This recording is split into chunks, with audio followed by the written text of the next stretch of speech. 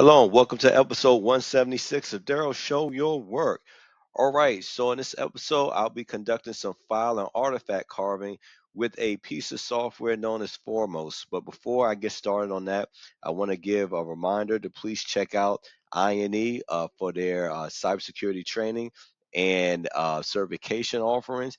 They offer a wide variety of certifications and training ranging from red team, pen testing to blue team incident response, and everything in between, equipping you with those hands-on skills, high in demand skills that employers are looking for at the moment, and that you will be able to speak towards during interviews, on portfolios, and on your resume.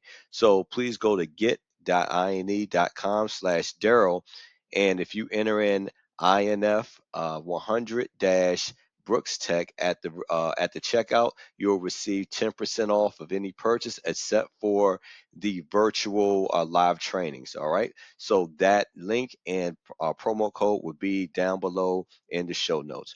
All right. So what is file and artifact carving? So this is the process in digital forensics that involves extracting files and data fragments from raw binary data that's often found on storage devices like hard drives, USB drives, or memory cards. And the technique, it's essential for recovering data from partially damaged, deleted, or corrupted file systems. So I'm going to be showing some basis on how this works. All right, so the first thing I want to do is I want to be able to reveal some deleted data from a disk image. All right, so in order to do that, I'm going to switch directories here to where that disk image is being stored. So that is going to be in my documents folder.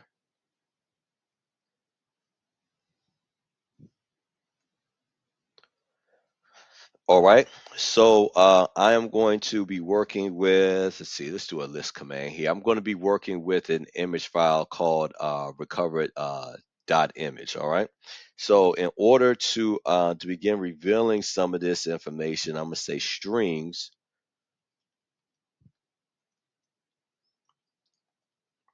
recovered dot image. All right, and again, what this is going to do is going to reveal some of the data within the image by printing pieces of data contained within it to the console here. All right. So let's see what we can see. All right. So as you can see, it's not necessarily the cleanest output here, but let's see what we can see if I scroll up a little bit. So we can see that we can see a certificate right here. Looking to see what else we could kind of deduce from this. All right, and these are showing basically some of the files that were deleted here. So we can see that we have an invoice here. This ought to be interesting. All right, so a deleted invoice. Um, a few instances of some deleted invoices. Scrolling up a bit. I don't want to spend too much time on it. I'm gonna just go back down to where we were, just to not spend too much time searching for anything in particular.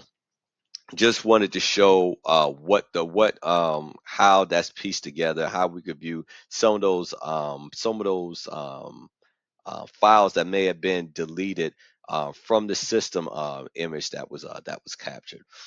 All right, so next, and now if I actually want to start conducting the actual file carving, all right, I'm going to use a piece of software known as Foremost. And what Foremost is a file carving tool that's designed to recover files by scanning the input file, which in this case is going to be that recover.img file.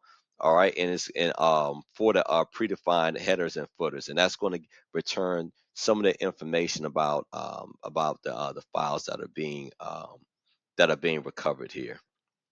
All right, so first, I'm going to make a new directory. I say mkdir. All right, so I'm going to make a new folder called recovered.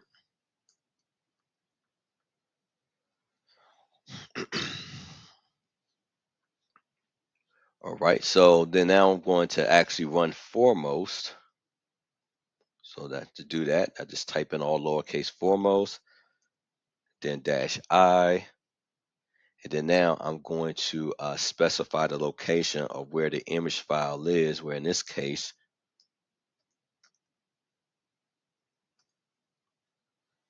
it is in my current directory, which is documents. All right, and then of course you want to use recovered.img, and let's output this to, we want to output this to a file just simply called PDF. And we want that to be in the same, we want that to be actually in the new directory that I just created here, that recovered directory. So it's going to output, and I'm going to explain this. Let me just get done typing this here, and I'm going to just explain what's going on. Okay, so what this command is going to do, it's going to allow me to extract PDF files from the recovered.img file, or using the foremost application, and then copy them to the new subdirectory that I just made here, this recovered subdirectory.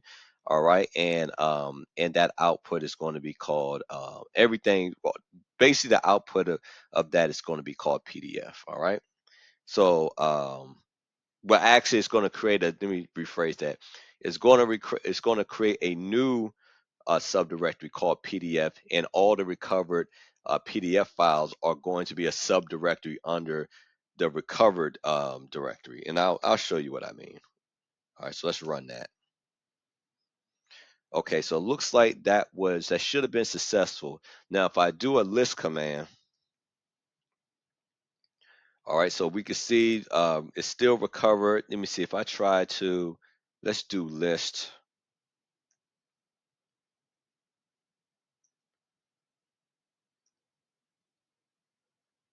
See, home, labuser, recovered. Let's see if anything. It should be a new subdirectory called PDF there. All right.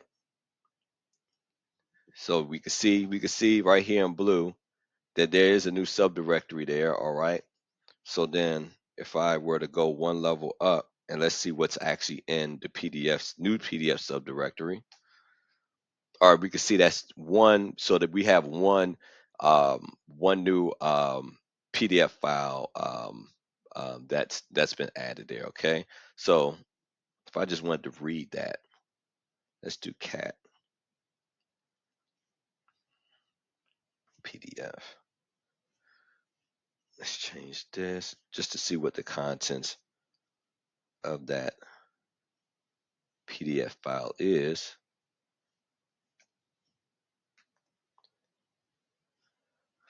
74432.pdf. Let's see what's going on inside of there. All right, so not a whole lot that's human readable. Okay, so we probably would have to actually go inside of the which I'm not going to do, but go inside the actual file directory within the GUI and pull up this file, right? But we could see that we could basically see where Foremost pulled that PDF document from the that's an example of when I say file carving, how it was able to pull that PDF file from the image dump, all right, and then load it in here to my local directory, and which will allow me to analyze it, or allow me to view it for further analysis if I'm doing some type of digital forensics. So just an example of how Foremost can, regardless of whether the file was deleted, if it can be, if Foremost could basically um, find that file within that captured image, then I can still pull that file into my local directory here and be able to view it. All right. All right, so the next thing I want to do is I want to show the same thing here, but I want to show it with the example of a zip file. Okay, so I'm gonna modify my command slightly here.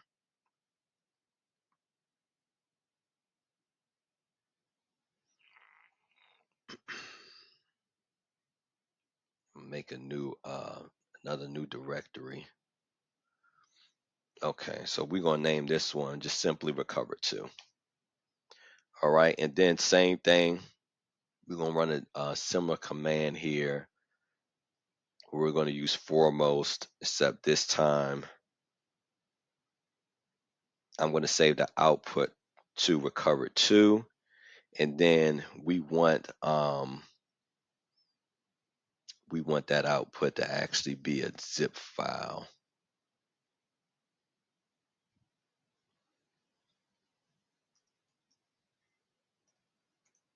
To just making sure my syntax is all good here.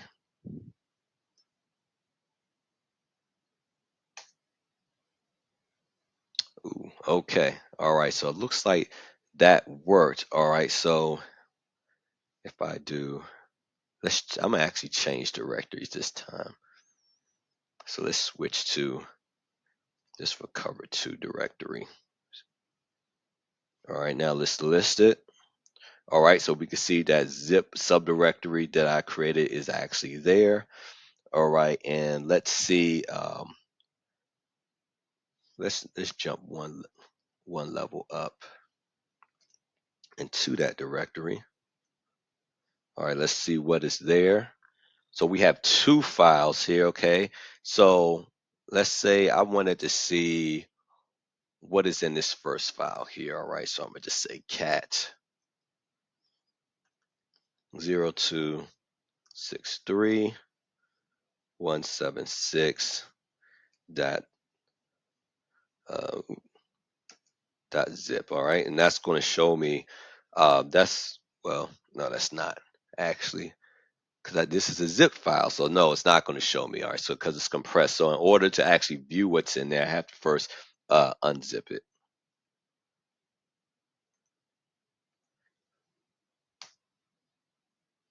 All right, now, okay, now I should be. Let's see what's in here. Okay, so now it's unzipped the file that was compressed side that compressed folder. Now it's unzipped that into my local directory.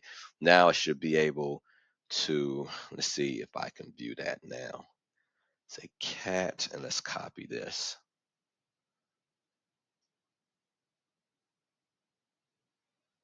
It's a JSON document, so it may not be human readable, but I just wanted to show how this works. Let me see.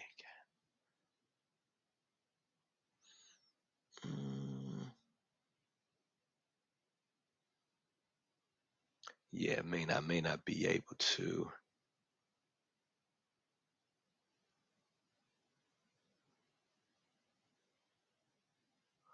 Let me see, cat. Everything should be good to go. Let me see. Voice. Just checking to make sure.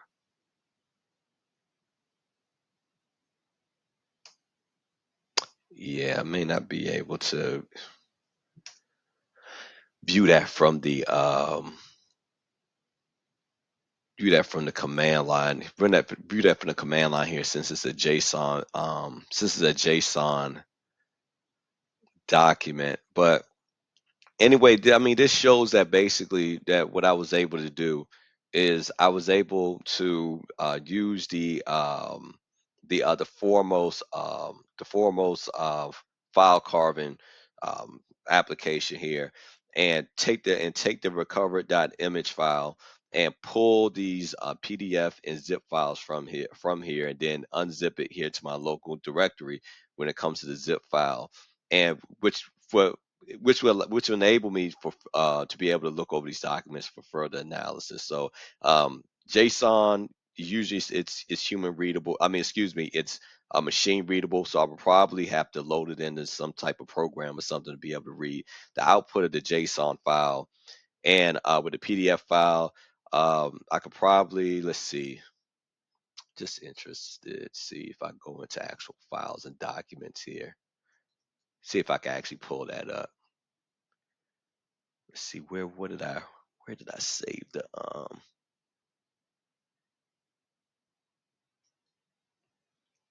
here we go, recovered. If I go to PDF, let's see if what the output of that is. Here we go. Okay.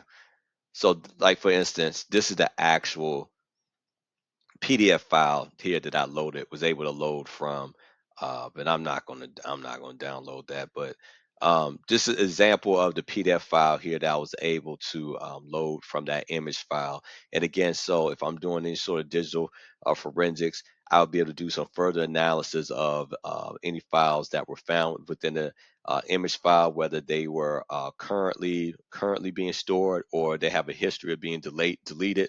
I can still load those in here to my local directory for analysis, similar to what we're seeing here. So that brings me to the end of my video. Please like, share, and subscribe. Most importantly, show your work. And please remember to check out INE for its cybersecurity training and certification offerings to equip yourself with the hands-on experience needed to land those cybersecurity jobs that you want. And until next time, take care of yourself and God bless.